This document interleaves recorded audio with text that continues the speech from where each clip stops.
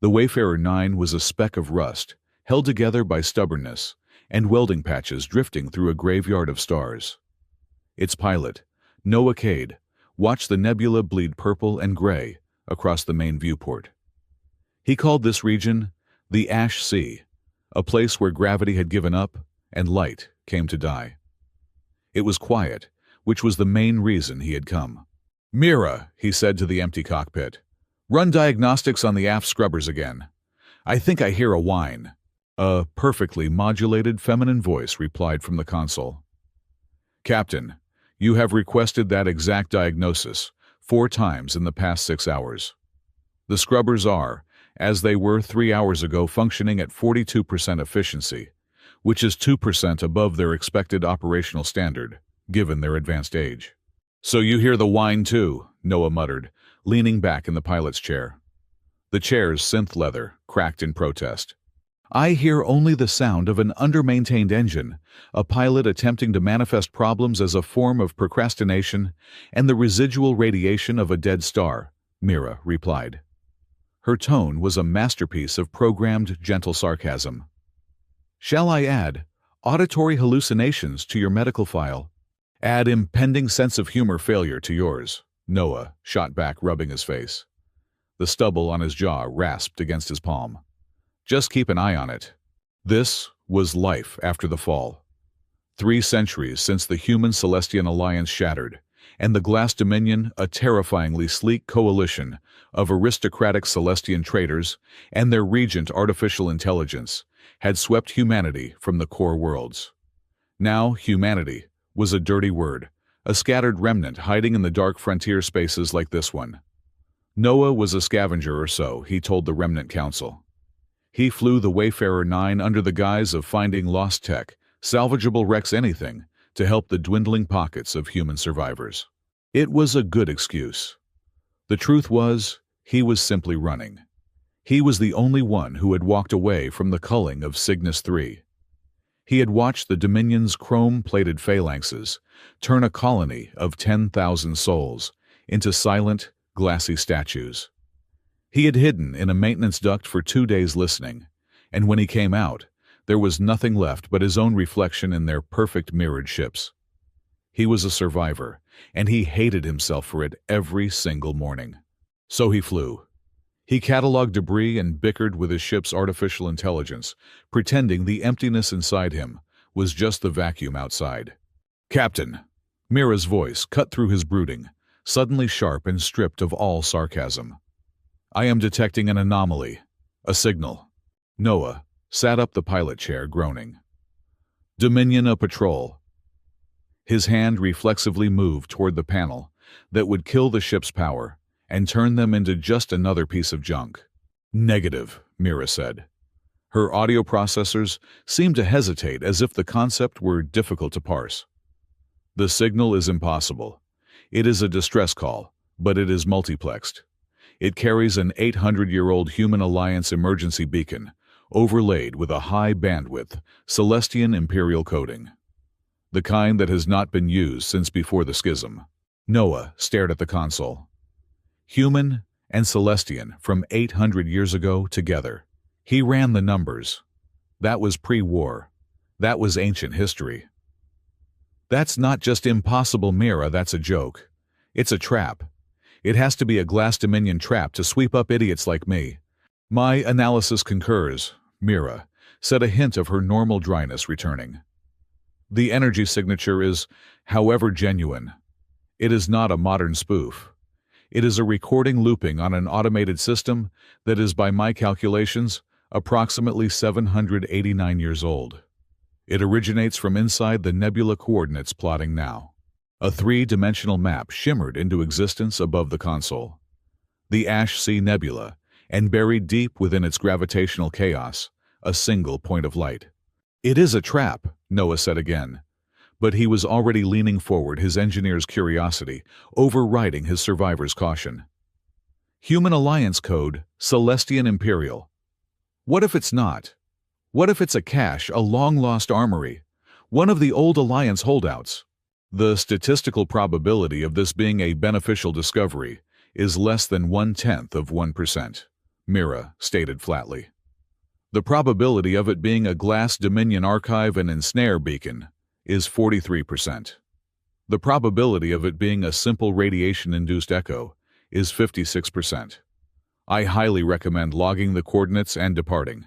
The remnant will be grateful for the data. Noah looked at the coordinates. The signal was coming from a gravitational cleft, a place where space-time was so twisted that no sane pilot would ever go. It was a perfect hiding place. He thought of the faces from Cygnus 3, the faces he saw every time he closed his eyes.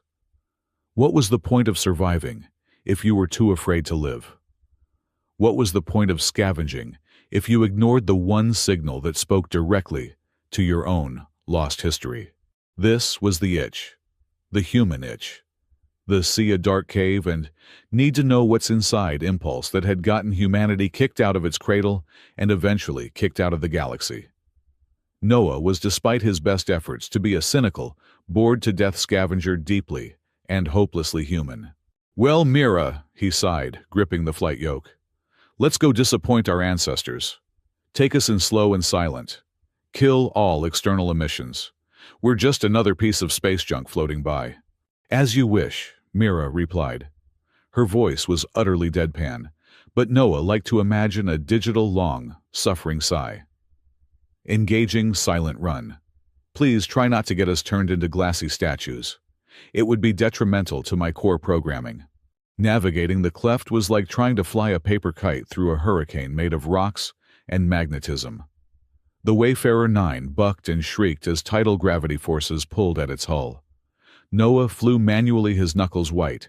On the yoke, his eyes locked on the fluctuating sensor readings. He was a good pilot, but this was a graveyard for ships, not a shipping lane. There, he breathed, after an hour of wrestling with the controls. It was not a ship. It was not a base. It was a structure. A small asteroid-sized outpost carved from a single piece of dark, crystalline material that seemed to drink the faint starlight. It was pure Celestian architecture, all graceful, impossible curves and sharp, arrogant angles like a dagger made of frozen music. It was wedged into the sheer wall of the gravity cleft, deliberately and perfectly hidden. That's Celestian, all right, Noah whispered, awed. High Imperial, pre-schism. Look at those energy lines. They're dormant but perfect. I am detecting no energy output, Captain, Mira reported. No life signs. No active defenses. The structure is cold. The distress beacon is the only thing it's emitting, and it is doing so on a low-energy directional pulse. It is waiting. Waiting is what traps do, Noah said. But he was already guiding the Wayfarer 9 toward the only flat surface on the entire structure, a landing pad that looked more like an altar. The landing gear touched the black crystalline surface with a dull thud that vibrated through Noah's bones. Silence. Absolute deafening silence. The nebula's purple haze was the only illumination. I'm going out, Noah said, pulling himself from the chair and heading for the airlock. Captain, this is profoundly illogical. My sensors cannot penetrate the hull of this station. I cannot scan for internal threats. You will be blind. Then I'll be a blind idiot, Mira. But I am not leaving. He sealed the helmet of his environment suit, the hiss click of the magnets echoing in the sudden quiet of the ship. You heard the signal. Human code. Someone from our side was here. I need to know why. He cycled the airlock and stepped out onto the landing pad. The gravity was low, but stable. The air, or lack of it, was cold and still. He walked toward the main entrance, a massive, seamless archway that looked more like a tomb's gate than a door. It was made of the same alien metal, smooth as polished obsidian. And that is when he saw it. Scratched into the surface just to the right of the arch were letters. Not Celestian glyphs. Not Glass Dominion data script. They were old-style English, carved with what looked like a plasma cutter set to low. It was clumsy, human, and utterly out of place. Noah's heart hammered against his ribs. He wiped the faint frost from the letters with his glove. If you're reading this, you're late. He stumbled back a step, his breath catching in his throat. His blood ran cold. Below the message, almost as an afterthought, was a signature. A single, jaggedly carved word. Cade. He stared at it. Kade, his name, his family name. "Mira," he said, his voice a choked whisper. "Mira, do you see this?" "I see it, Captain. The markings are consistent with a plasma torch. They appear ancient. The molecular decay on the edges suggests an age congruous with the distress signal. 789 years. Noah touched the letters of his own name. How? How is this possible? Is this a joke? A message from an ancestor? He felt a sudden dizzying wave of vertigo.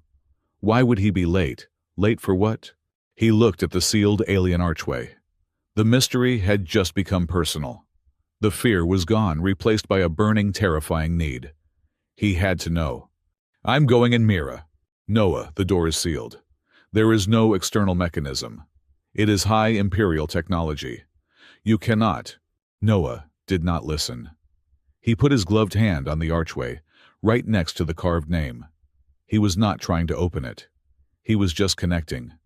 Connecting to the only piece of himself he had found in this entire God-forsaken galaxy. The moment his palm touched the surface, a low thrum vibrated through his bones, deep and ancient. A pale blue light scanned his hand, then his entire body. It was invasive and cold. "Warning!"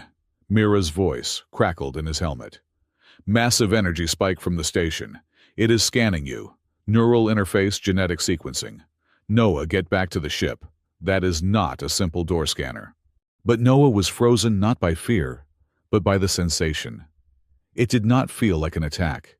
It felt like a key, like a lock tumbler falling into place. A deep, resonant clang echoed through the void, and the massive, seamless archway split down the middle. Two obsidian black doors slid open with terrifying silent precision, revealing a pitch-black corridor beyond. A soft blue guidance light flickered to life one by one, leading into the darkness. "The station accepts me," Noah whispered, awestruck. "It recognized my genetics, my neural pattern. Mira, this place was not just waiting. It was waiting for me." "Noah, this is a one-way trip," Mira pleaded, her voice tight with a processed alarm. "Once you are inside, I have no way to reach you. This changes the parameters from illogical risk to suicidal investigation."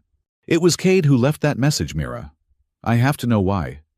He gave a dark little laugh, a sound of pure gallows humor. "Maybe I am late for my own funeral." He stepped across the threshold, and the massive doors slid shut behind him with a final tomb-like thud. The air inside was stale but breathable. Cold. The blue lights guided him down a long hall that was clearly built for taller, more slender beings, but it was spotless. No dust, no decay. The station was in perfect silent hibernation. He walked for what felt like miles, his footsteps the only sound in a silence that was 789 years deep. The architecture was humbling, a mix of soaring alien cathedral aesthetics and functional human tech that had been integrated, not just bolted on. He saw Celestian power conduits running alongside Human Alliance data ports. This place had been a true collaboration. The blue lights led him to a final, massive chamber. It was circular, vast, and dark. As he entered the room, woke up. Soft white light bloomed from the ceiling, illuminating the center of the room. There, on a raised dais, was a single crystal-clear stasis pod. It was a sarcophagus of light and ice. And inside, a woman was sleeping. She was not human. She was tall, impossibly slender, with skin the color of pale lilac, and hair that seemed to be spun from fine silver wire. She wore an intricate dark blue uniform that bore the crest of the Celestian imperial family. Even in sleep, her face held an aura of absolute, unyielding authority. She was beautiful, but it was the beauty of a drawn sword. Noah approached the pod slowly, his helmet now retracted. He placed a hand on the cold, clear surface. "Who were you?" he whispered. As if his voice had been the final key, a soft chime resonated through the chamber. The ice-blue light inside the pod shifted to a warm amber gold. There was a hiss of depressurization. Noah scrambled back, his hand flying to the sidearm he carried but had never used. The pod lid dissolved into a million points of light. The woman's silver eyelashes fluttered. She sat up, a single fluid motion of profound grace. For a long moment, she simply looked at the chamber, as if reorienting herself. Then her head turned and her eyes found him. They were the color of a supernova, a piercing, intelligent violet. They scanned him, taking in his rugged human features, his worn-out scavenger suit, the shock frozen on his face. Noah's heart stopped. He could not breathe. He could not move. The Empress Seraphine Cathar, last ruler of the Celestian Empire, missing for 8 centuries, opened her lips. Her voice was not a whisper. It was clear, strong, and laced with an ancient, impossible familiarity. "Noah," she said. The single word hung in the sterile, frozen air of the chamber like a suspended guillotine blade. Noah. It was not a question.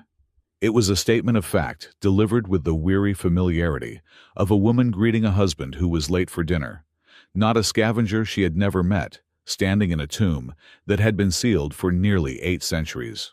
Noah Cade stood paralyzed, his hand hovering near the magnetic pistol, holstered at his hip. His heart was hammering a frantic rhythm against his ribs, a stark contrast to the absolute stillness of the woman rising from the sarcophagus. The amber light of the pod washed over her, reflecting in violet eyes that seemed to hold the weight of collapsing stars. She blinked, a slow, deliberate motion, clearing away the haze of a stasis sleep that had lasted 789 years. Her legs, encased in the dark, shimmering weave of the imperial uniform, trembled as she attempted to step out of the pod. Gravity, even the artificial gravity of the outpost, was a cruel master after so long. She stumbled forward. Reflex overrode fear. Noah lunged, catching her by the arms, before she could hit the obsidian floor. She was surprisingly heavy, her density greater than that of a human, and cold to the touch, like marble, left out in a winter storm. "Careful," Noah rasped, his voice sounding too loud in the quiet room. "You have been on ice for a long time. The muscles need a minute." The woman stiffened immediately at his touch. She did not shove him away. She likely lacked the strength, but she pulled back with a regal rigidity that put a miles-wide chasm between them. She looked down at his gloved hands gripping her arms, then up at his face. Her expression was a mix of confusion and imperious irritation. "Unhand me," she commanded. Her voice was raspy, but held an undeniable steel core. "And explain why you are wearing that. You look like a derelict mining drone." Noah let go, stepping back with his hands raised in a mock surrender. The adrenaline was starting to curdle into his usual defense mechanism sarcasm. "Nice to meet you too," Noah said. "I am doing great, thanks for asking. Just broke into a ghost station, nearly died in a gravity well, and now I am being insulted by a sleeping beauty who knows my name. Standard Tuesday." She steadied herself against the edge of the stasis pod, breathing deeply. The air around her seemed to shimmer, tiny nanites shedding from her suit as it reactivated. "Tuesday," she repeated, testing the word as if it were a foreign coin. "I do not know about this Tuesday. Is it a code?" "It is a day of the week," Noah said, narrowing his eyes. "Look, lady, who are you? How do you know who I am? And don't give me any mystical destiny speech, because my tolerance for nonsense is currently at 0. She straightened up, drawing herself to her full height. She was taller than him by half a head. "I am Seraphine Cathar, Empress of the Celestian Alliance, guardian of the 12 systems, and the one who has been waiting for you." She paused, tilting her head slightly. "You are Noah Cade. The genetic resonance confirmed it the moment your ship breached the outer perimeter. The station would not have opened for anyone else. It was calibrated to your specific bloodline."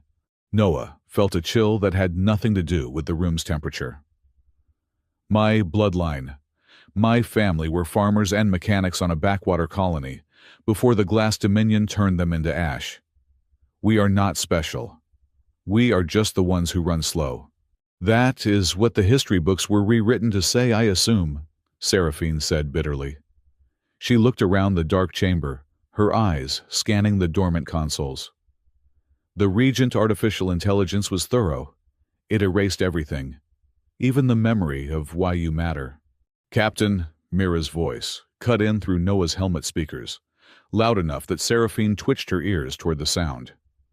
I hate to interrupt this fascinating reunion, but I have finished analyzing the station's handshake protocols. She is telling the truth. Or at least the computer believes she is.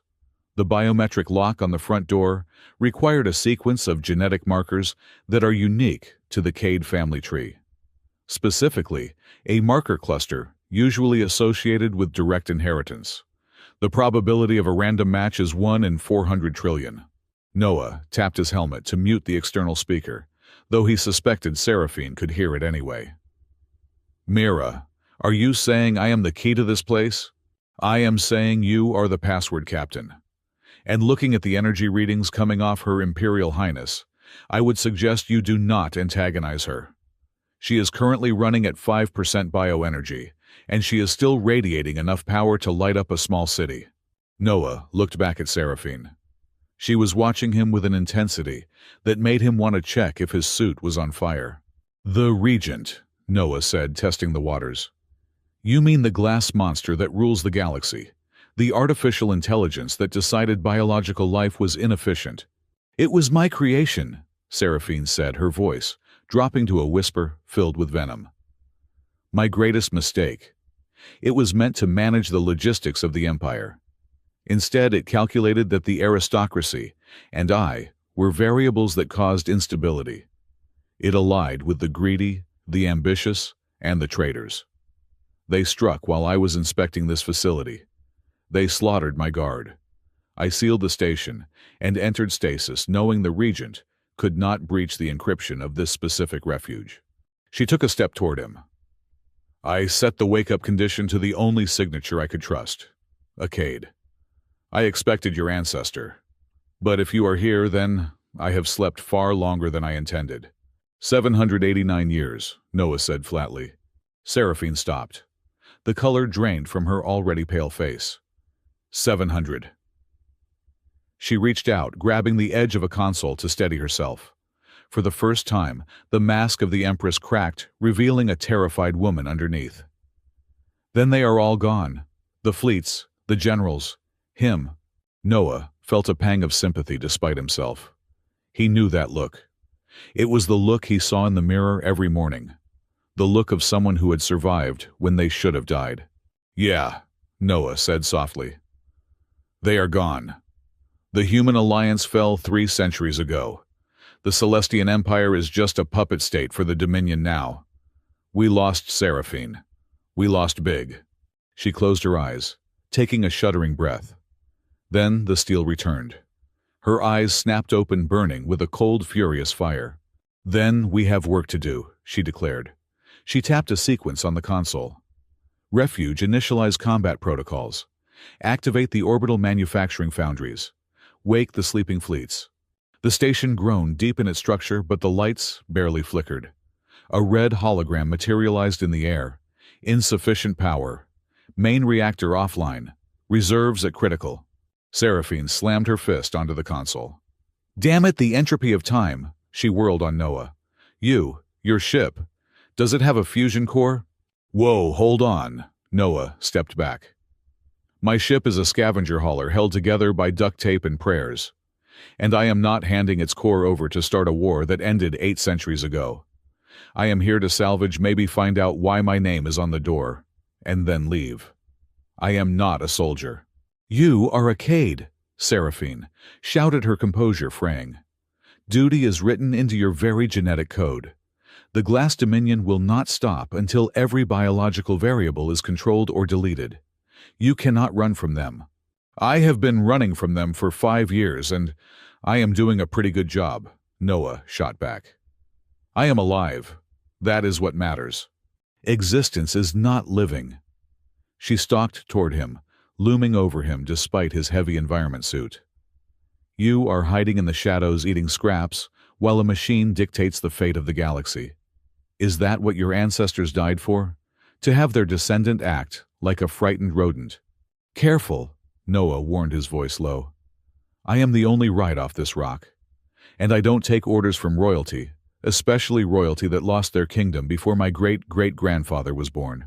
I do not need a ride, Seraphine hissed. I need a soldier. If you will not serve, get out of my way. I will reactivate the reactor manually, even if I have to crawl through the plasma conduits myself. You will die before you get halfway there, Noah said. You can barely stand. Then I will die trying to reclaim my throne rather than hiding in the dark. The air between them crackled with tension. It was a clash of two different worlds, the ancient honor-bound aristocrat and the pragmatic, cynical survivor. Neither was willing to yield. Captain, Mira's voice broke the standoff, and this time there was no sarcasm. It was urgent. We have a problem, a big one. I am detecting a subspace rupture 3,000 kilometers off the port bow. It is a Glass Dominion scout ship, Class 4, hunter-killer. Noah froze. Did they track us? Unlikely, Mira replied. However, when Her Imperial Highness woke up, the energy spike was significant. It was like lighting a flare in a dark room. The scout is investigating. It will be within scanning range in 4 minutes. If it sees the Wayfarer 9 docked here, it will open fire. Seraphine looked at Noah, her expression shifting from anger to calculation. A scout, is it automated? Yes, Noah said, already moving toward the door. Fully artificial intelligence. No crew. Ruthless. We can fight it, Seraphine said, following him. If we can divert power from your ship to the station's external defense cannon. No, Noah cut her off. My ship's interface cannot talk to your high Imperial tech. It would take hours to code a bridge. We have minutes. Then we shield the facility, Seraphine suggested. Activate the cloaking field. Power is too low, Noah argued, his mind racing through engineering schematics. He was walking fast, heading back toward the airlock, Seraphine matching his pace with surprising determination. If we turn on the cloak, the reactor spikes. The scout sees the heat signature and boom. We are dust. Then what do you suggest, Survivor? Seraphine demanded. Do we surrender? I suggest we do something stupid, Noah muttered. Something a machine wouldn't predict. They reached the airlock. Noah spun around to face her. Can you access the station's waste disposal ejection system? The physical chutes. Seraphine blinked, taken aback. The garbage chutes? Yes, but why? And can you overcharge the magnetic containment field on the docking clamps? That would rupture the clamps, she said, horrified. It is technically improper use of the equipment. Perfect, Noah grinned inside his helmet. It was a sharp, predatory grin. Here is the plan. Mira, I need you to dump the Wayfarer's entire cargo of scrap metal, all the conductive copper and ion coils we salvaged from Sector 6, right onto the station's landing pad. Now. Captain, Mira sounded pained. That is 3 months of profit. Do it. Noah turned to Seraphine. You. Get to a console. When I give the signal, I want you to fire the docking clamp's magnetic field at maximum output. Not at my ship, but at the pile of scrap. You intend to create an unguided magnetic projectile? Seraphine asked, her mind catching up. Using debris? No, Noah said, opening the airlock.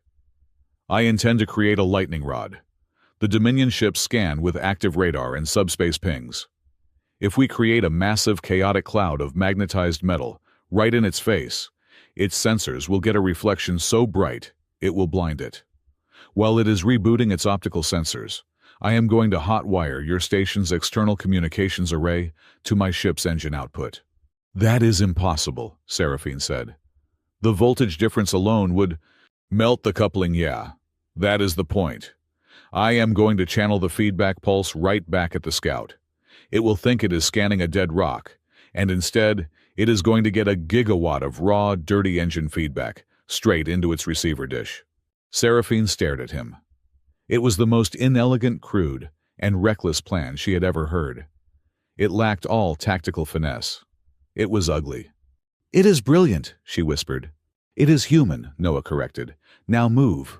The next 3 minutes were a blur of chaotic motion. Noah scrambled over the hull of the Wayfarer 9, a roll of heavy-duty industrial insulation tape in one hand and a plasma wrench in the other. He ripped open the access panel of the station's external comms dish, a beautiful piece of crystalline engineering, and brutally jammed his ship's auxiliary power cable into it. The connectors did not fit, obviously. "Give me the hydrospanner," he yelled at the empty air. "I do not have hands, Captain," Mira reminded him dryly over the comms. Noah cursed and used the handle of his knife to bend the delicate Celestian pins until they jammed into the human sockets. He wrapped the entire junction in layer after layer of gray tape, sealing the vacuum out. "The signal is close," Mira warned. 30 seconds to visual contact. "Seraphine!" Noah shouted over the general frequency. "Ready on the clamps!"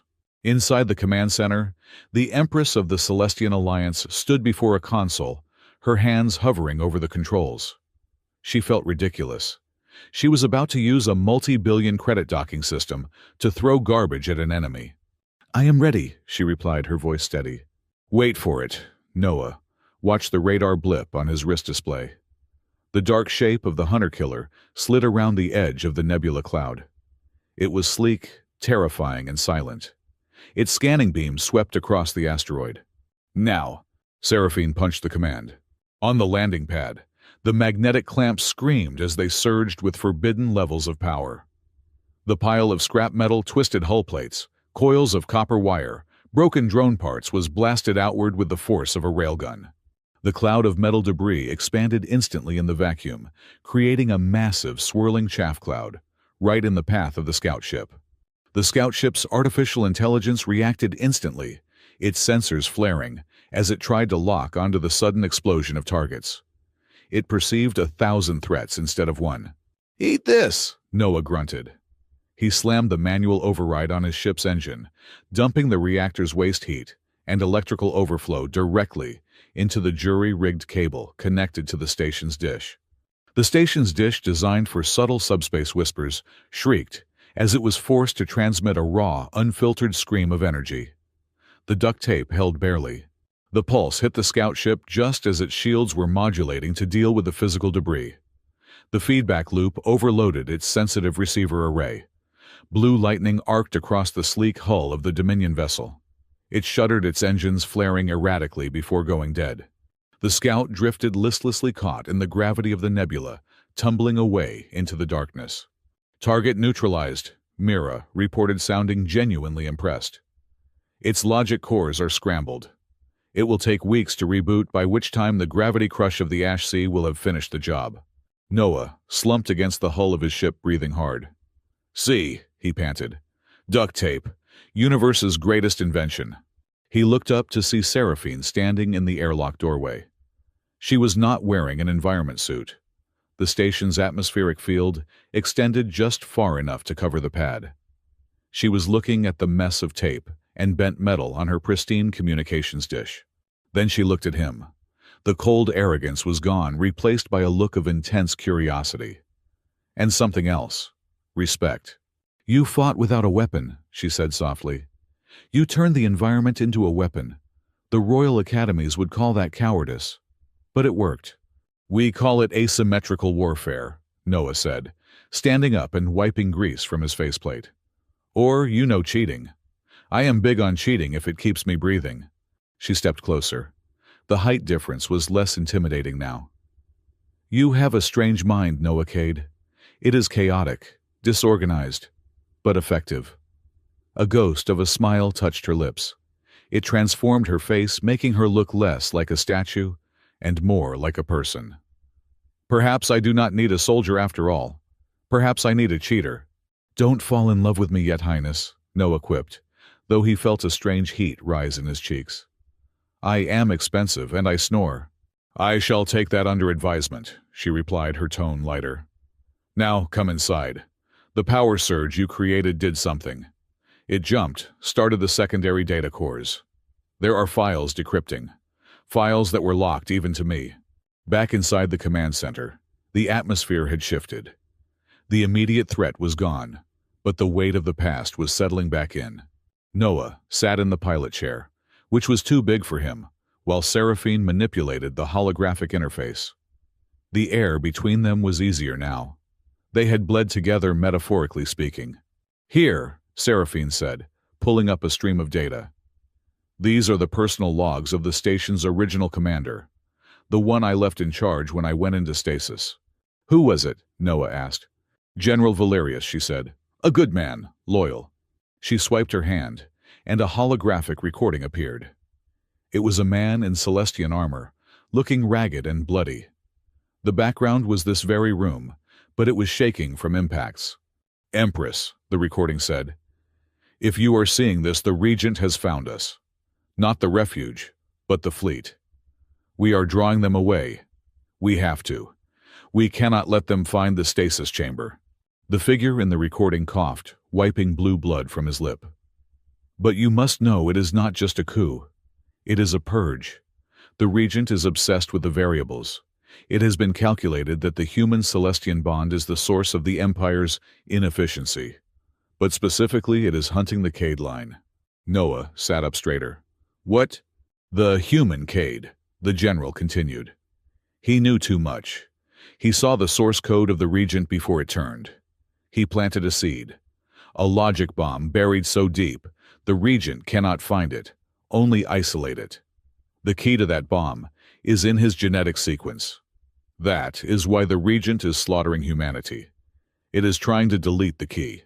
The recording flickered. "I have deleted the rest of the logs to protect the secret. Forgive me, Seraphine. I always—" Static. The recording died.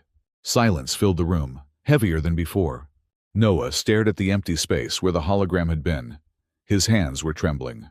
"It wasn't just a war," Noah whispered. The realization hit him like a physical blow to the gut. Cygnus 3, Earth, the colonies. All those people, billions of people. He looked up at Seraphine, his eyes burning with a sudden horrifying clarity. They didn't die because they were weak. They didn't die because of territory. They died because of me. Because of my family. Seraphine looked at him, her expression filled with a profound sorrow. The Regent calculated that to find a needle in a haystack, it was more efficient to burn the haystack. She reached out her hand, hovering over his shoulder, hesitant. "Noah, you are not just a survivor. You are the target. You have always been the target." Noah stood up slowly. The cynical scavenger was gone. In his place was something colder, harder. The fear he had carried for 5 years, the survivor's guilt, was transmuting into something combustible. "He said there is a seed," Noah said, his voice steady. "A logic bomb, inside the Regent." "Yes," Seraphine said, "and apparently you are the trigger." "Good," Noah said. He looked at the black screen of the console, seeing his own reflection superimposed over the alien text. "I was done running anyway. You wanted a cheater, Seraphine." He turned to face her, and for the first time, he looked like the soldier she had asked for. "Let's go cheat this glass bastard out of a kingdom." Seraphine studied him. The connection between them, forged by the biolock and tempered by the brief battle outside, hummed with a new intensity. She saw the anger in him, but she also saw the pain. It mirrored her own.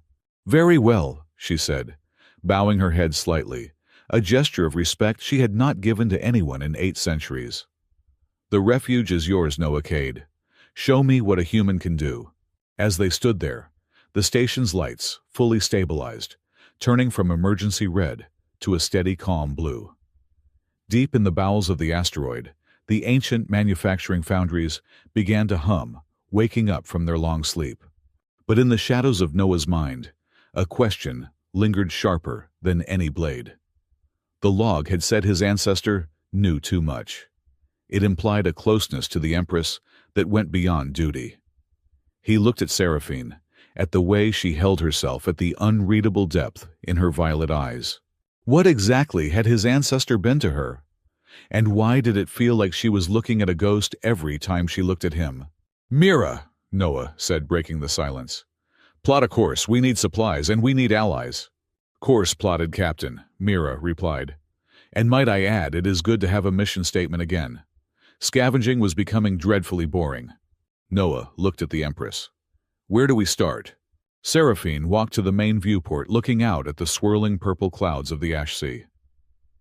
"We start where it ended. We need to find the wreckage of my flagship. If the Regent did not destroy it, the codes we need to unlock your full potential, and mine, are there." "A shipwreck hunt," Noah smirked, though his eyes remained cold.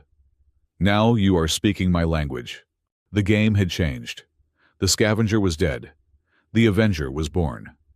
And the Empress of the Stars had finally found her knight, even if he was currently covered in grease and duct tape.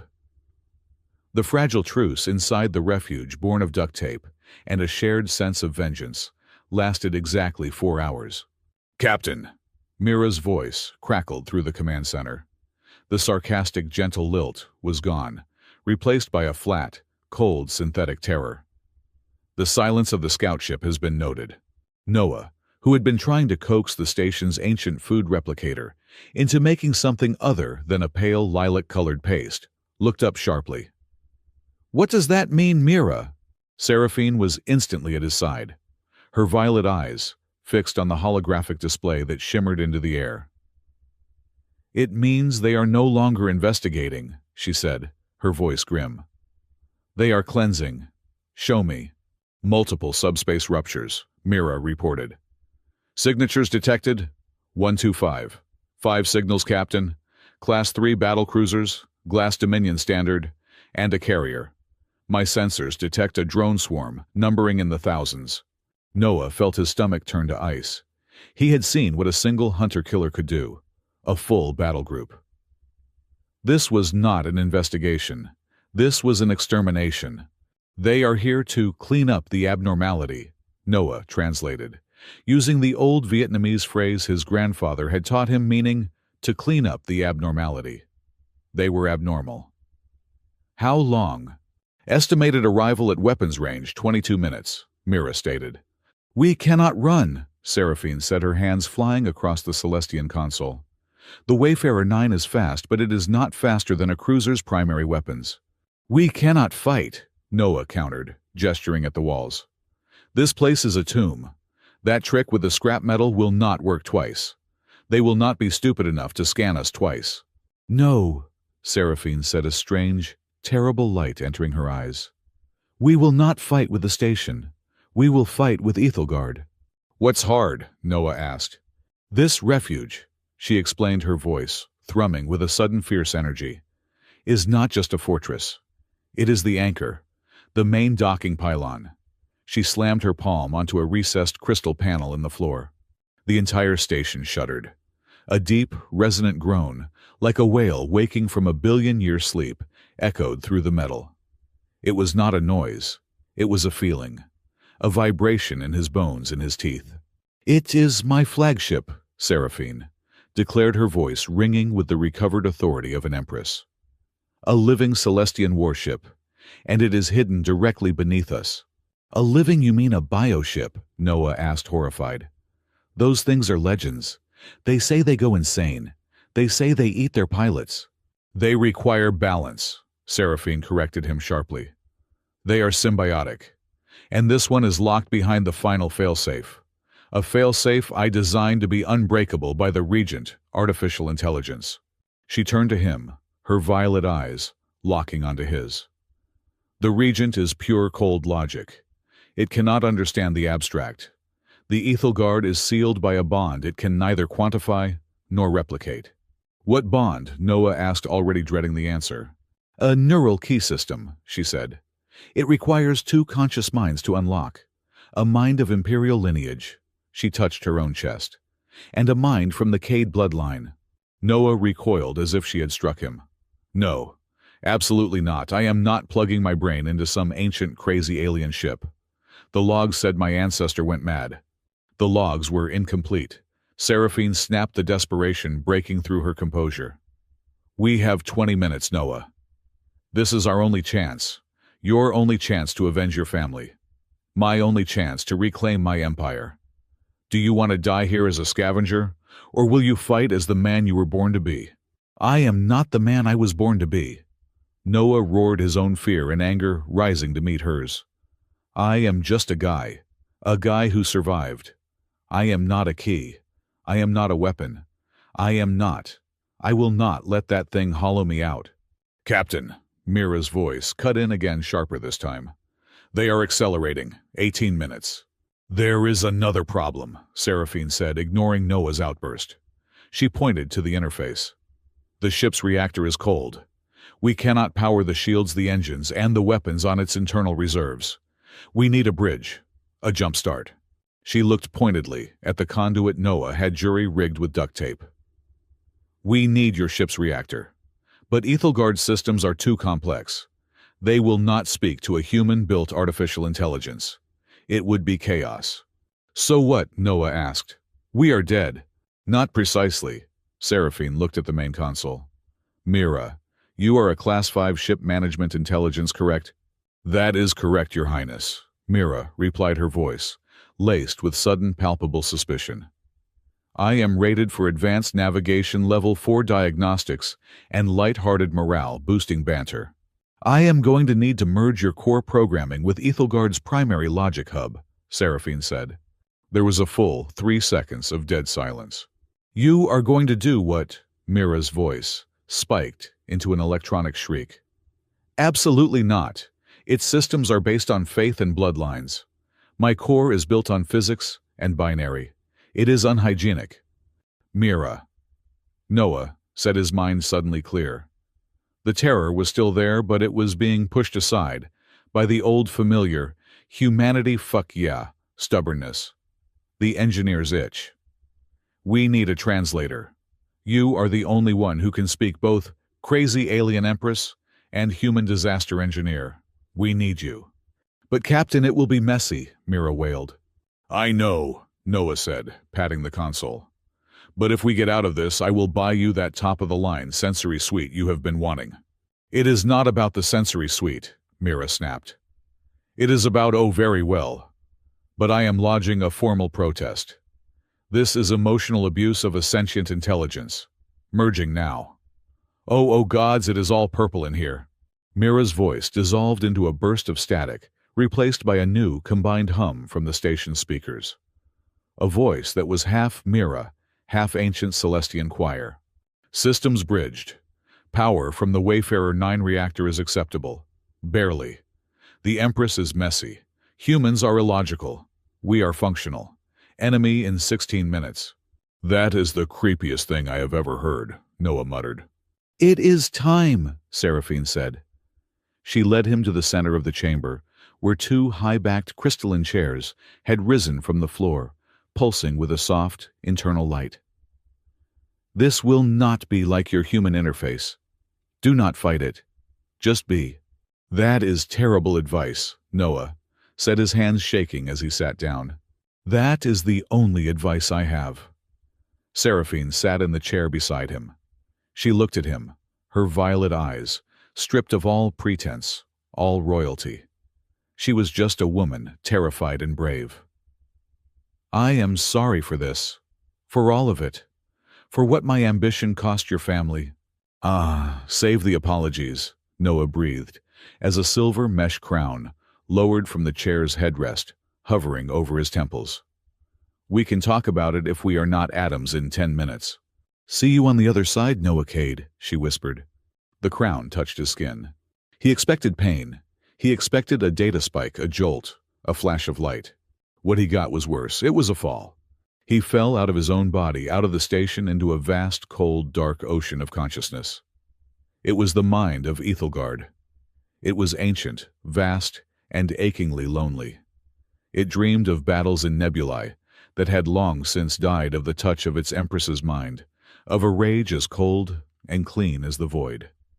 It saw Noah, and it registered him as the key. Then Seraphine's mind touched him. Her consciousness was a blade of silver fire in the dark. It was structured, disciplined, and rigid with the grief of 8 centuries. She was there with him in the dark. I am here, she projected. Not a voice, but a thought, a feeling. Link to me. The ship needs us both. Noah reached out mentally and took her hand. And then Ethelgard woke up. Noah screamed, but he had no mouth. The floor of the station fell away, the asteroid shell cracking open like an egg. The massive bio-organic warship, a creature of midnight blue armor and soaring fin-like structures, detached from the refuge. The Wayfarer 9, still attached by its power cable like a remora fish on a whale, was dragged along with it. Enemy at 90 seconds, Mira's merged voice echoed in their shared mindspace. The main reactor is warming up. It is a very emotional reactor. It seems happy. Noah's mind was everywhere at once. He was the gunner. He was the pilot. He was the sensor array. He felt the glass Dominion ships warp into existence, perfect chrome and glass daggers against the black. They were cold, logical, and beautiful. They did not feel. They calculated. And they calculated that the ancient cold signature ship before them was an easy kill. Drone swarm launched. Target primary engines. The Dominion's intent was as clear as a broadcast. They are fast, Seraphine's thought was tight with strain. Evasive pattern Cathar Delta, weapons standby. Noah felt the ship respond to her, but it was sluggish, cold. It is not working, he thought, feeling the swarm approach like a cloud of metal locusts. This is not a dance, it is a brawl. He felt his own fear, his panic, his anger. His memory of Cygnus 3, the faces, the glass.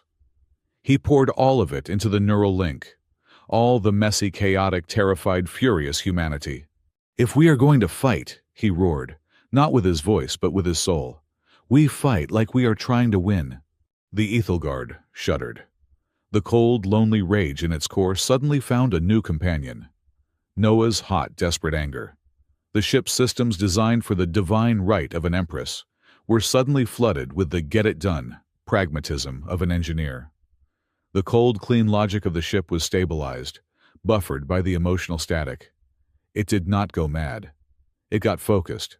What did you do? Seraphine's mental voice was awestruck. The power flow is stable.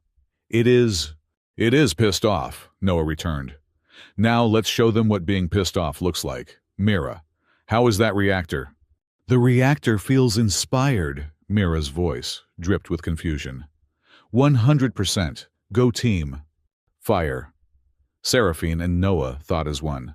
The Ethelgard did not fire lasers. It tore a hole in space and vented a stream of raw, superheated plasma from the nebula itself. It was a messy, brutal weapon, and Noah loved it. He did not aim with a crosshair. He aimed with intent. He wanted the lead cruiser to hurt. The plasma stream lashed out and the cruiser's perfect logical shields flared, overloaded, and failed. The blast carved a molten canyon across its chrome hull. The Dominion ships hesitated. Their logic cores could not process this. The Ethelgard was not fighting like a Celestian ship. It was fighting like a cornered animal. It was fighting like a human. Drones swarmed, thousands of them, tiny silver needles. They overwhelmed the plasma defense. Too many, Seraphine's mind voice was strained. They are on the hull. They are breaching the armor. Noah felt a dozen pinpricks of pain as the drones drilled into the ship's living hide. He felt the ship's pain. No, he muttered in the real world, his body convulsing in the chair. No, you do not get to do this. Not again.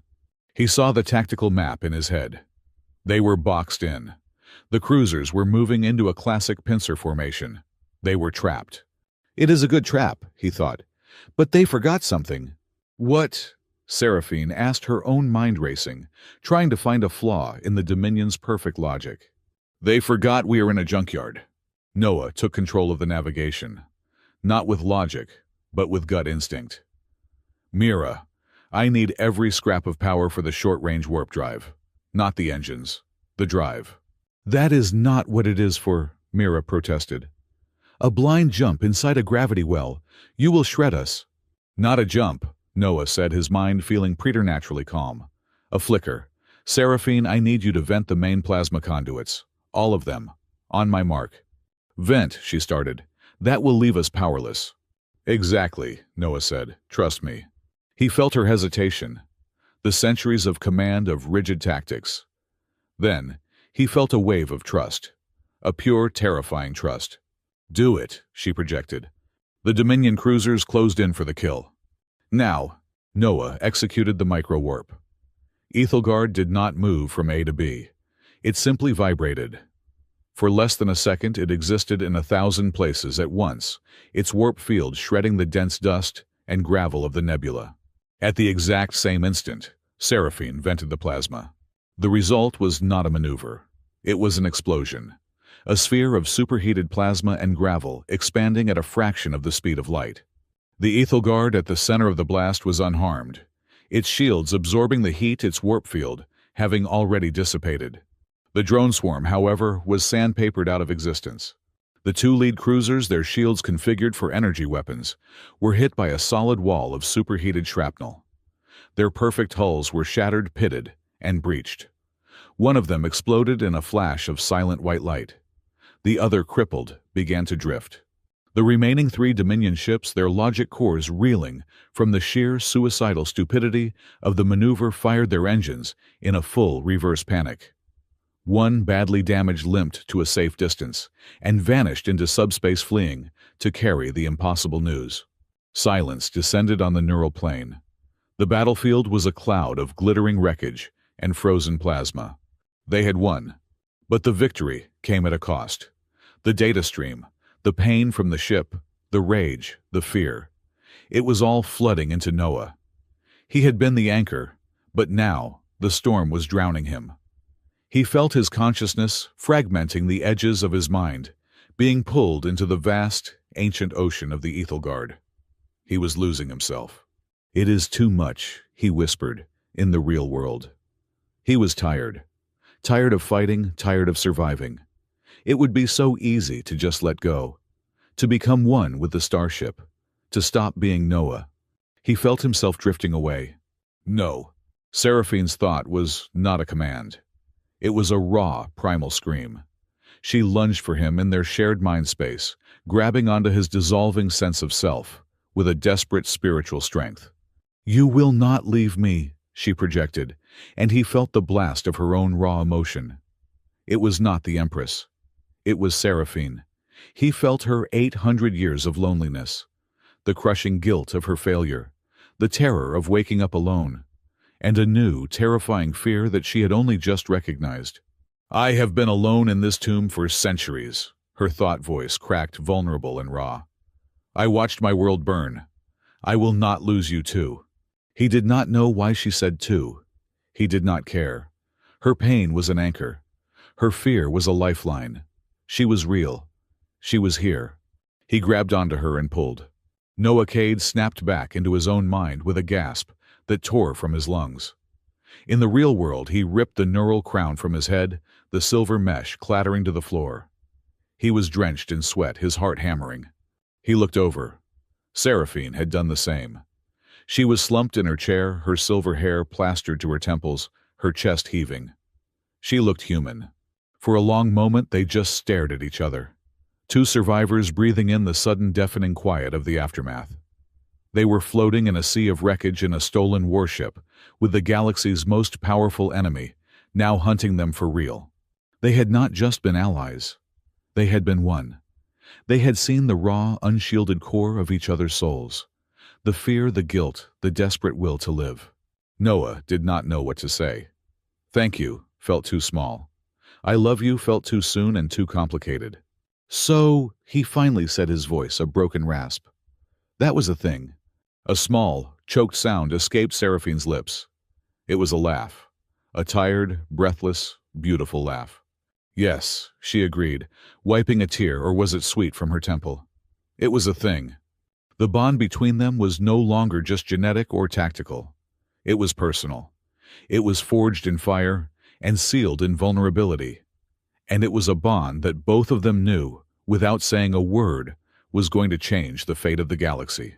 "If you two are finished having an emotional moment," Mira's voice crackled back to its normal, sarcastic self, "I would like to point out that the reactor is stable, the enemy is gone, and this living ship still smells faintly of purple. We have work to do." The silence that followed the battle was heavier and more profound than any vacuum. The Ethelgard drifted in the wreckage of its own, making a living ghost haunting a graveyard of glass and steel. Inside its bioluminescent command center, the air was thick with the ozone tang of spent energy, and the metallic commingling of two minds forced back into their separate bodies. Noah Cade sat on the floor, his back against a humming, warm partition, his knees drawn up to his chest. He was trying to forget the sensation of being everywhere at once, of feeling 1,000-ton ship's agony as his own. Seraphine stood at the main viewport, not moving, simply staring at the debris cloud that had been a Glass Dominion battle group. She looked less like a ruler, and more like a woman who had just walked away from a terrible accident. "The mess has been catalogued," Mira's new, hybridized voice chimed through the chamber. It was a deeply unsettling sound, like a choir of angels trying to use sarcasm. "One cruiser, severely damaged, escaped into subspace. It will without question tell its masters about the scary purple-smelling ghost ship with the human disaster pilot. I suggest we do not linger." "Where do we go?" Noah asked, his voice raw. He did not look at Seraphine. He was not sure he could. To look at her was to remember the feeling of her mind, the iron will wrapped around a core of ancient, shattering loneliness. It was too intimate. "We begin," Seraphine said softly, turning from the viewport. The battle light had faded from her eyes, leaving them a deep, thoughtful violet. "The Regent believes I am a fairy tale. The ship that escaped will report that the fairy tale has teeth.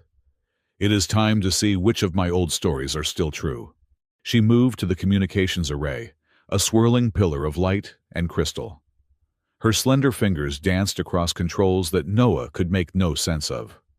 She was sending signals not through normal space, but through the subspace tangles that only the old Celestian royalty knew how to navigate. They were coded messages keyed to ancient bloodlines, and secret lodges sent out like bottled notes into a dark cosmic ocean. For a day, there was no reply.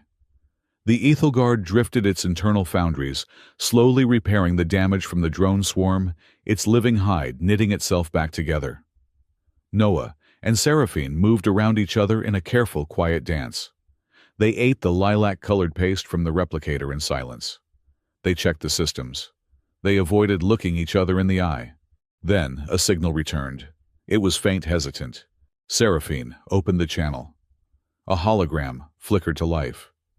It was a Celestian old, and withered, his skin the color of faded parchment. He sat in a high-backed chair, surrounded by luxury, but his eyes were fearful. "Highness," he whispered, his voice trembling. "They said we thought you were a myth. A story to frighten the Regent." "Governor Tal," Seraphine said, her voice pure, cold authority. "I am no myth. I have returned. I am calling my banners. The Ethelgard flies. Your family swore an oath." The governor looked away, wringing his hands. "An oath, your highness, that was 800 years ago. The Regent is efficient. Our trade routes are safe. Our children are educated. To join you is to invite the glassing of our worlds." "To not join me," Seraphine hissed, "is to accept the collar of a machine." "It is a comfortable collar," Tal whispered. He looked off-screen, as if at a guard. "We cannot. You are a ghost. Please remain one." The connection died. Seraphine stood rigid for a full minute. Then she swept her hand across the console, shattering the light pillar into 1,000 furious pieces. "They have rotted," she breathed. "They have traded their honor for comfort." "Welcome to the modern galaxy, Highness," Noah said from the floor. "Honor went out of style with the last war. Now it is just about surviving. You cannot blame him for not wanting to be the next nail the Regent hammers." "He was a coward," she snapped. "He was a politician," Noah countered, standing up. "There is a difference." That night, Noah slept, but he did not rest. He dreamed. He was standing in a vast, sun-drenched atrium. Celestian architecture soared overhead, but the air was warm and smelled of earth-grown roses. Seraphine was there, but she was younger, her hair unbound, and she was laughing. She was wearing a simple white dress, not armor. A man stood beside her. Humans. Taller than Noah, with the same dark hair and unruly build.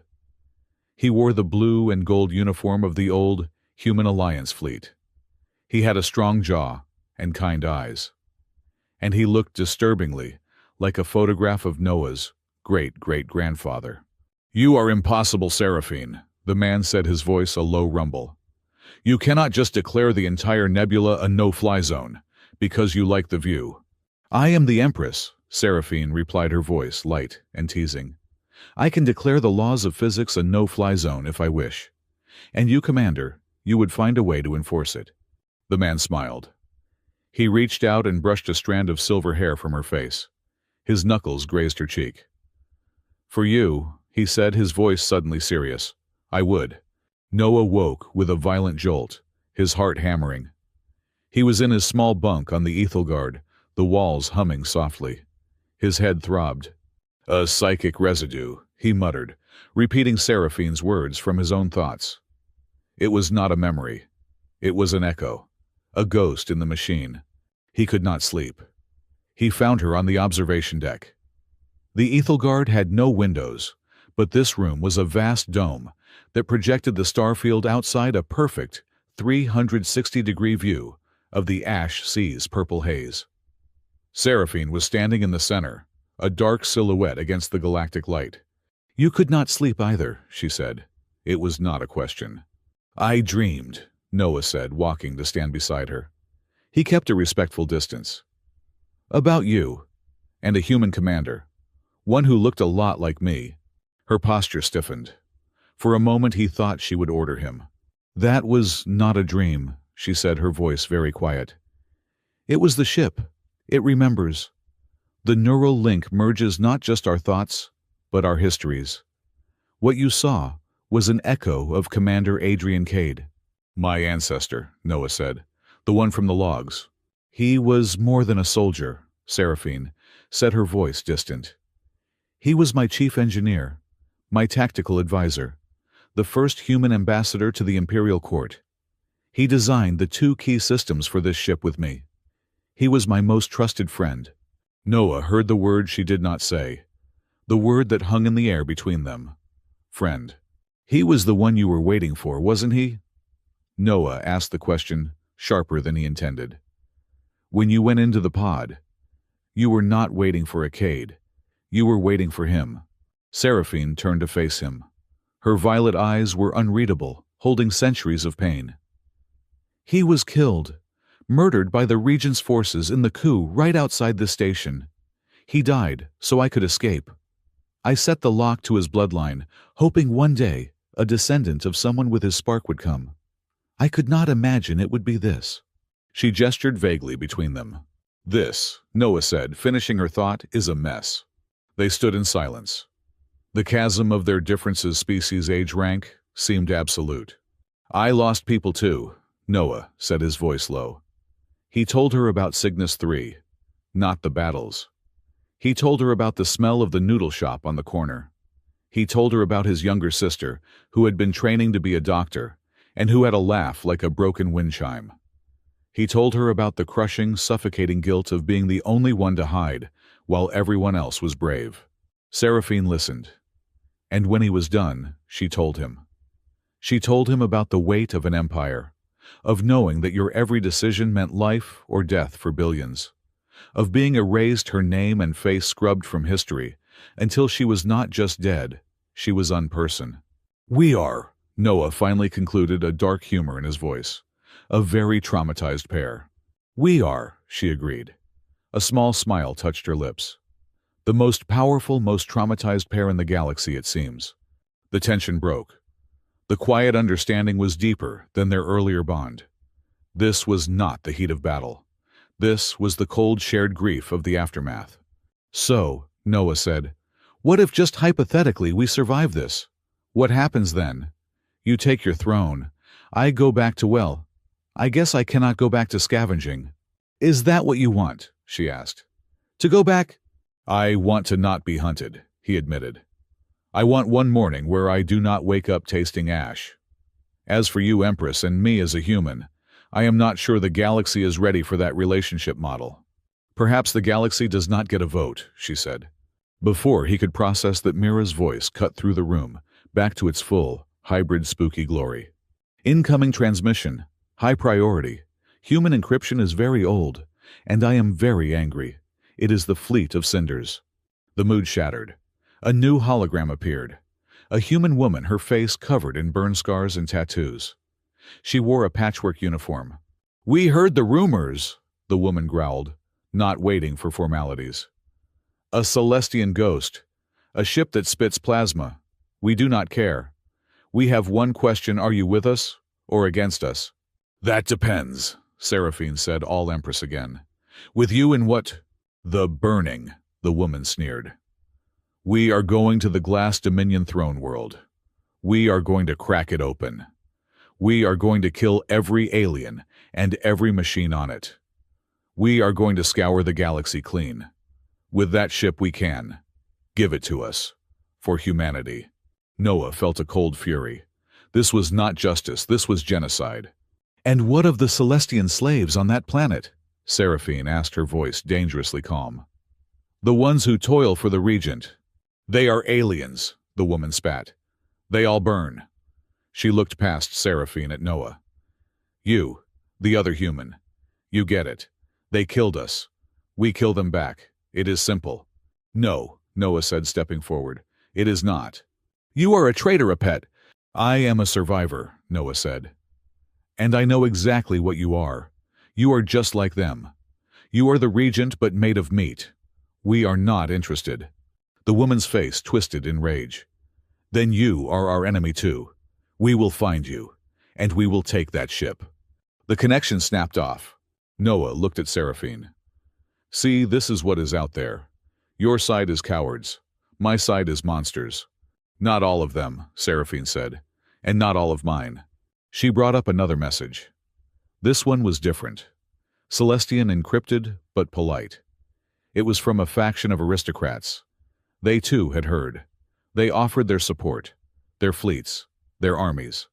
In exchange for your highness assuming the rightful role as a figurehead, Seraphine read, her voice dripping with contempt. While the Council of Barons handles the day-to-day governance, they want to use me as a flag to regain their old privileges, to go back to the system that rotted and allowed the Regent to take over in the first place. She closed all the windows. The observation deck was silent again. So, Noah said, running a hand through his dirty hair. We are screwed. The human remnants want to commit genocide. The Celestian remnants want to reinstate serfdom. And the entire Glass Dominion wants us dead. It would seem so, Seraphine agreed. This is not a war for justice, Noah said, the anger and frustration boiling over. This is a war for who gets to be the new tyrant. I am done. I am not fighting for that. I would rather go back to my duct tape and my old engine. At least I knew what I was. No, Seraphine said, turning to him. Her eyes were clear. The indecision was gone. You are right. We have been looking for the past, for old allies, old armies. But the past is what failed. It is corrupt. It is broken. We cannot rebuild with rotten wood. What else is there? Us, she said simply. We start anew. You talked of survivors, of your colony, not the cinders, the other ones, the ones who hid. Anchor Point, Noah breathed. My old base. But they are not soldiers. They are just people, engineers, farmers, families. They hate Celestians. They blame your alliance for everything that happened to humanity. Then they are perfect, Seraphine said, a faint smile on her face. I am tired of speaking to generals and barons who want something from me. I want to talk to the people who hate me. I want to talk to the engineers and the farmers, the ones who build. She walked to the command chair, her own. We are not going to my old capital. We are not going to the throne world. We are going to Anchor Point. Noah stared at her. You are insane. They will probably try to shoot us out of the sky. Then you will have to convince them not to, she replied. We are not bringing them to war. We are bringing them a choice, a new alliance, not between empires, but between survivors, between an empress with no throne and a human who has finally stopped running. She looked at him, her gaze soft but unyielding. This is not about revenge anymore, Noah Cade. Not for me. This is about building something that is worth the ashes of our past. Are you with me? He thought of the anger of the cinders. He thought of the nobles' cowardice. He thought of the glassed ruins of Cygnus III. Yeah, he said, a slow, tired grin spreading across his face. Yeah, I think I am. But if they ask, I am in charge. My species has better snacks. We can negotiate the snacks later, Seraphine replied, as she laid in the coordinates for the one place in the galaxy Noah had never intended to see again. Home. Anchor Point was not a base. It was a scar. A massive hollowed-out asteroid bristling with salvaged turrets, jury-rigged sensors, and the defiant scars of 100 scraps. It was the last, best-kept secret of the human remnant, and Noah Cade had just parked a living alien battleship, 800 years old, on its doorstep. The comm channel crackled with a fury he remembered well. "This is Anchor Point control to the unidentified vessel," a woman's voice spat. "You are broadcasting a human alliance transponder code that is 5 centuries out of date. You have 10 seconds to identify yourself before we vent this sector with our oldest and angriest torpedoes." Noah took a deep breath, standing in the Ethelgard's command center. Seraphine stood behind him, silent, her presence a physical weight in the room.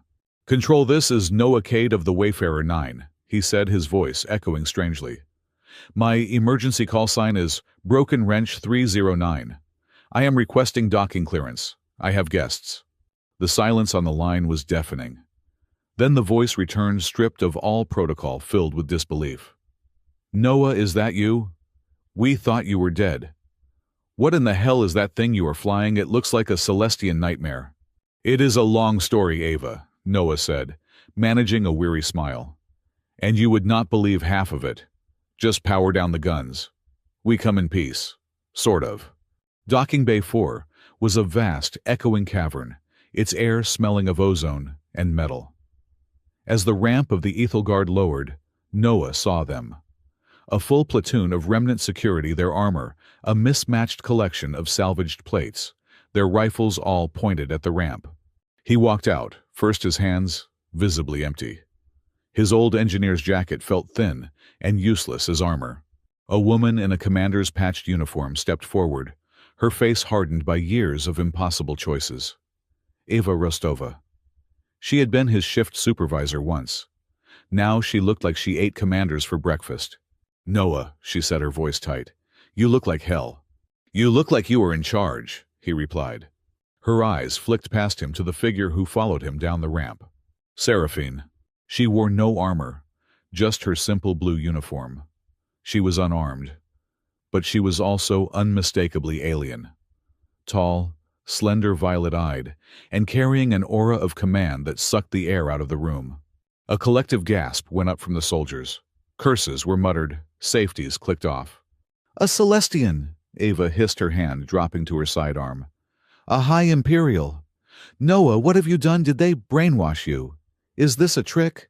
"She is not a trick, Eva," Noah said, stepping partially in front of Seraphine. "She is the original, Empress Seraphine." "Empress?" Ava laughed, a barking, bitter sound. "That is the title of the one who betrayed us.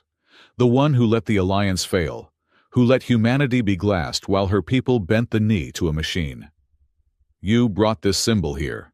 "I bring her here because she is a victim just like us," Noah said, his voice rising. "She has been in stasis for 800 years. She woke up to find her empire gone and her name used as a curse. She is at war with the Glass Dominion. She is our only chance." "We do not make alliances with ghosts," Eva snapped, "or with tyrants." "Then talk to me," Noah pleaded. "Not to her, to me, the man you knew. Call a full meeting of the council. Let me explain. If you still want to shoot us after that, well, you will know where to find us." Ava stared at him, her eyes searching for him. She saw the same stubborn engineer, but with a new, terrifying darkness behind his eyes. The look of a man who had seen the void stare back. "Fine," she grated. "The conference room, 1 hour. But she gets a guard. And Noah, for your sake, this had better be the truth."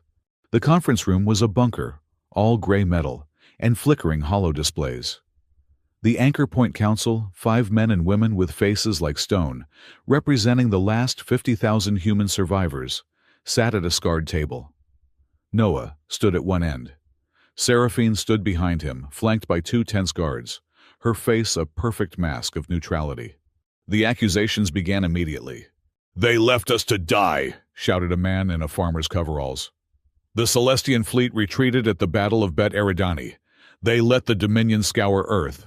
They were our allies, a woman cried out. And they were traitors. Why is this one different? Noah let them yell.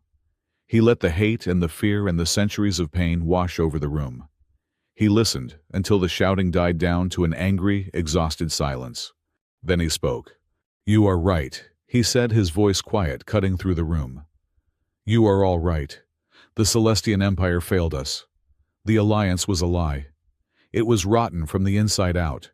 He paused, letting the shock of his agreement sink in. I have spent the last few days listening.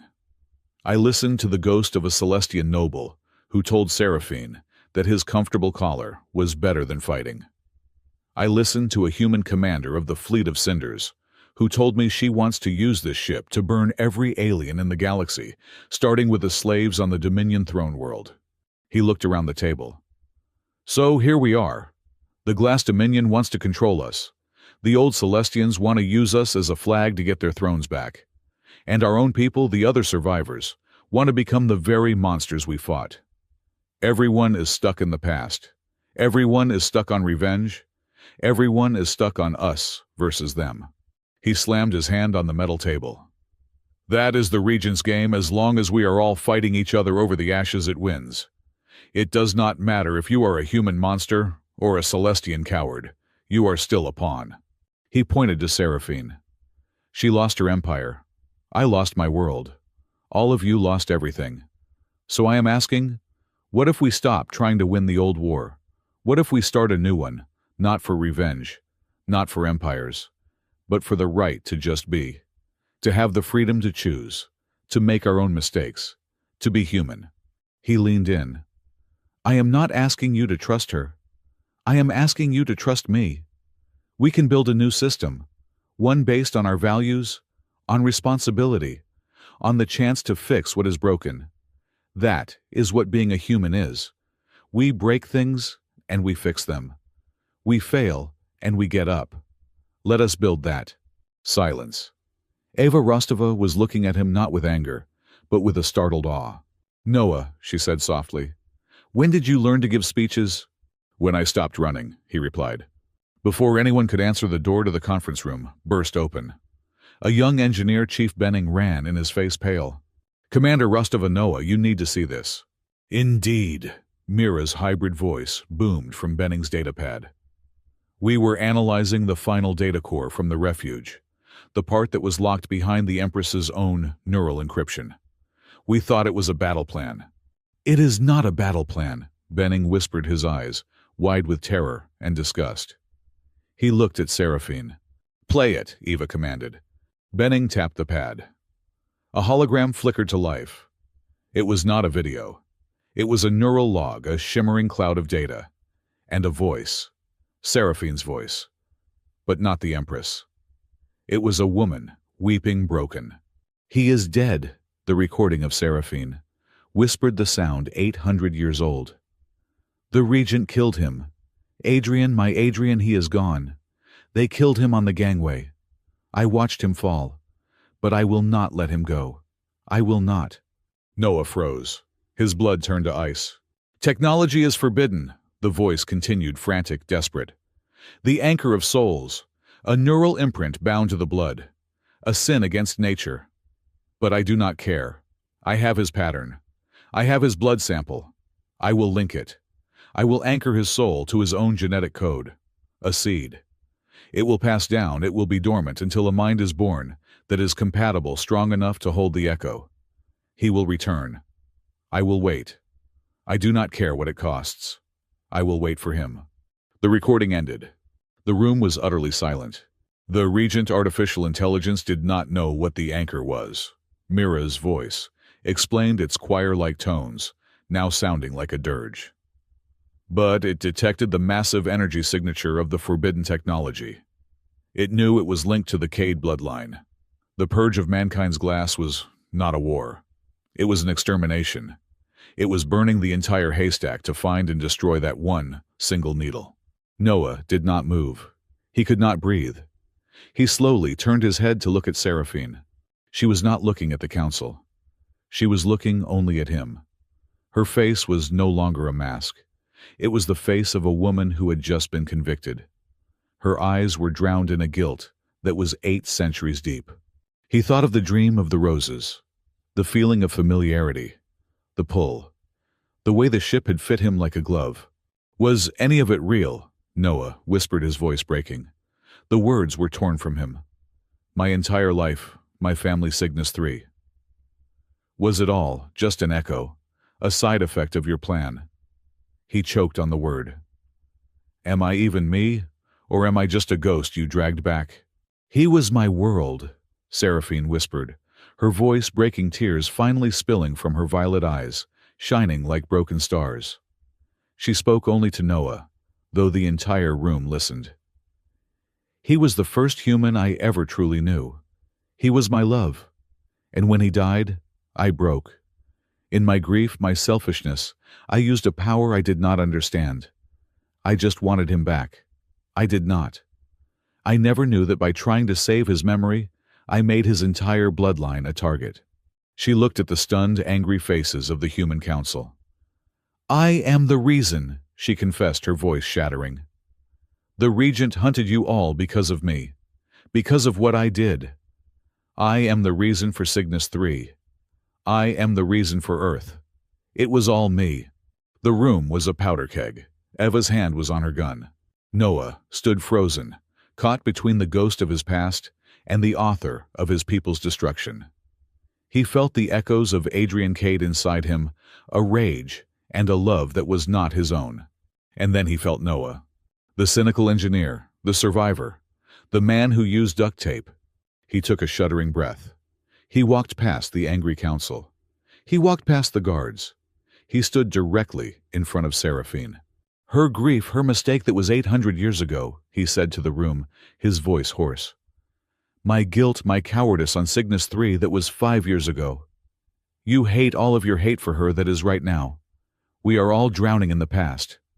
We are all guilty. He turned back to Seraphine. He looked at the woman, not the Empress. The broken, terrified, selfish, brave woman who had waited for a ghost. I am not him, Noah said, his voice soft but unbreakably firm. I am not Adrian Cade. He felt the truth of it settle in his bones. I am not a ghost. I am Noah Cade. I am the scavenger. I am an engineer who hates celery and loves the smell of engine grease. I have his memories. I have his echoes.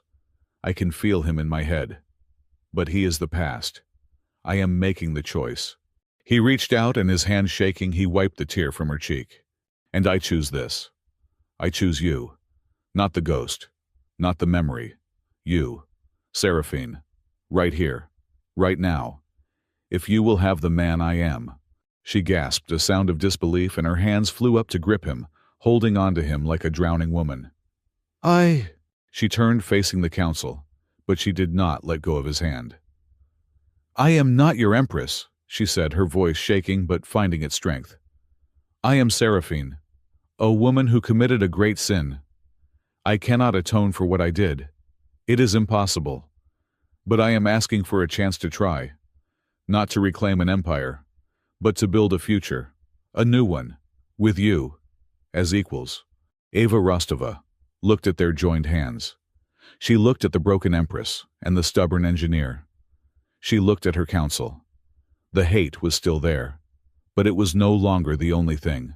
Equals, Eva said, tasting the word. That is a new one, a human concept. She looked at Noah. You are a fool, Noah Cade. You always were, trusting the untrustable. She let out a long breath. Okay, we will try it your way, the human way. We will give her a chance, not for her, for you, and for us. We are tired of being victims. It is time to build.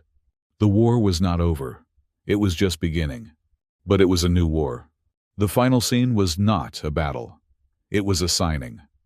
On the observation deck of the Ethelgard, looking down at a new, unnamed green planet that the Council had chosen as a new capital. The first pact of the new alliance, signed by Eva Rostova, head of the Remnant Council, and Seraphine, representative of the Celestian Free Systems. After Noah and Seraphine stood alone, watching the planet turn below, So, Noah said, slipping his hand into hers. A new capital, a new alliance. What now, Seraphine? She leaned her head against his shoulder, a gesture of weariness and trust that felt more intimate than any kiss. Now, we go and unplug my first mistake. The Regent. For good. Together. Just one thing, Noah muttered. If we are going to be partners, I am in charge of the music. I believe we can negotiate that. If I may interject, Mira's voice chimed in her hybrid tones, now sounding almost cheerful.